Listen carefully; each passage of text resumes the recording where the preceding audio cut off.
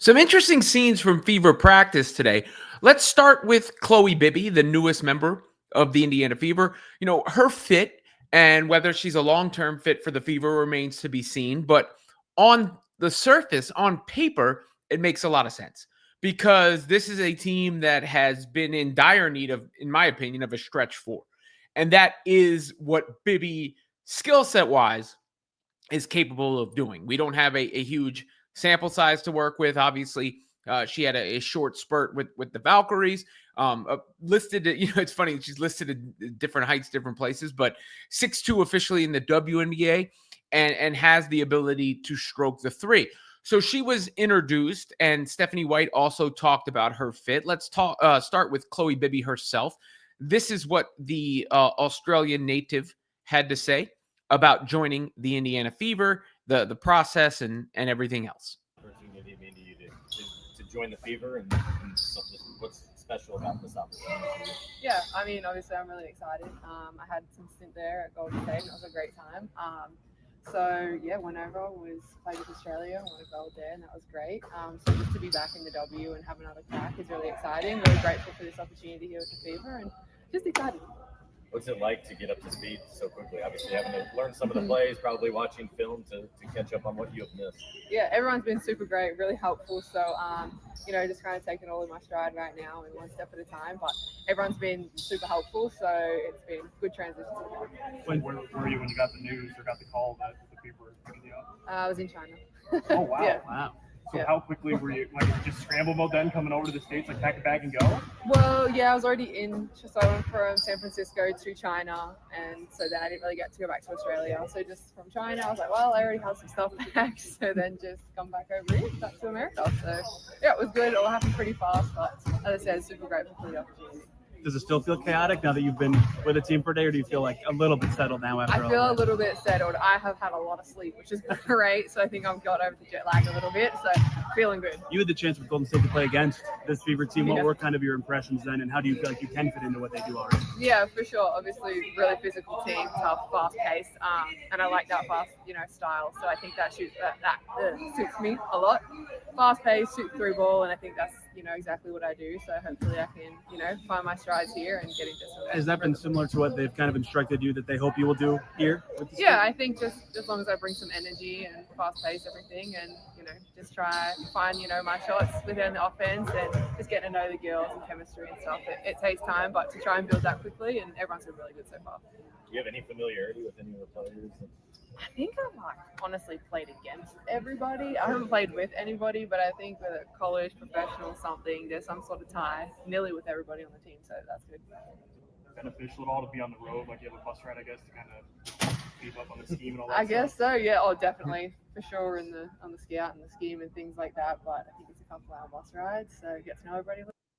You notice how many times she said fast paced in that answer? That has to be telling. There were a lot of fans where the Fever are too slow. They want to play slow it down, grind it out basketball. Doesn't seem that way. Doesn't seem that way by the player they just signed and the messaging that is going across there. So that has to be reassuring for a lot of the fans. And Khloe Bibby seems to have a good head on her shoulders, a good attitude, and a good approach. This was a little bit about a little bit of what Stephanie White said regarding Bibby's addition and the possible fit.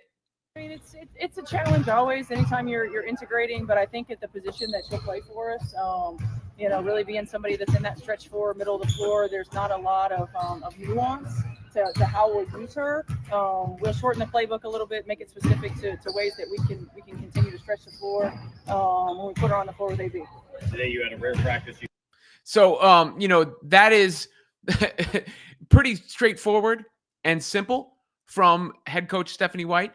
When you hear her say she'll fit in next to AB, which means it seems like the plan for Bibby is to play in Aaliyah Boston minutes, where of course Aaliyah Boston is playing a lot of minutes on the floor. But again, that stretch four next to Boston, that's been that missing piece, because that, as well as Natasha Howard has played recently, and she's played great recently, she's not a stretch, but she doesn't shoot the ball like that.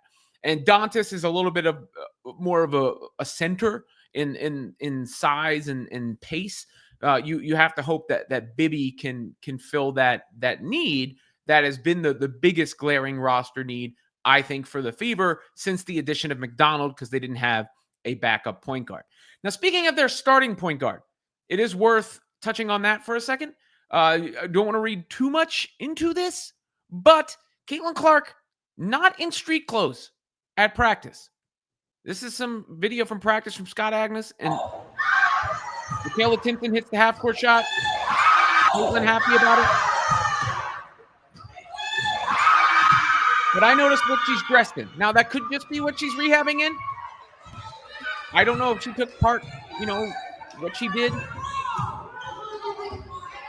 Got enough groin flexibility to step over somebody. So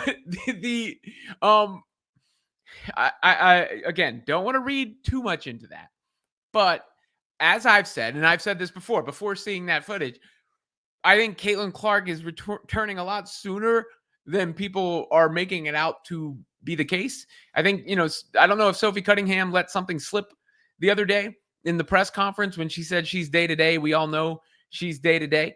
But nonetheless, the Fever, the official word from Indiana is no timetable for Caitlin Clark's return, that they're working on, her being 100% and her long-term health and all that. And I think, that's what all fans want. No one wants to see her come back and get injured again or be dealing with this all season long. But again, there was no additional injury. We're already almost 2 weeks since she got hurt the first time against the Sun. She was doing some shooting. She was, she's been doing rehab. She's dressed like she's getting ready to participate or be a limited participant in practice at some point in the not too distant future. And I think she's going to return to the floor when she is ready, whenever that may be.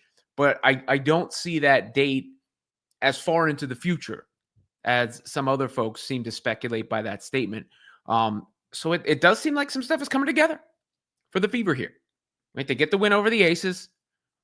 They've played, they played solid for most of the game against the Liberty. They've got the Sky next on the schedule. They make that signing of Khloe Bibby and bring her in. And on top of that, you've got Caitlin Clark's return on the horizon. At least, it's not, you're not just looking at ocean, right? You're not on the boat like this and just seeing ocean, endless ocean. There's land out there somewhere. And that's where I land when it comes to this assessment of the Indiana Fever after that practice, where it seemed to be smiles all around.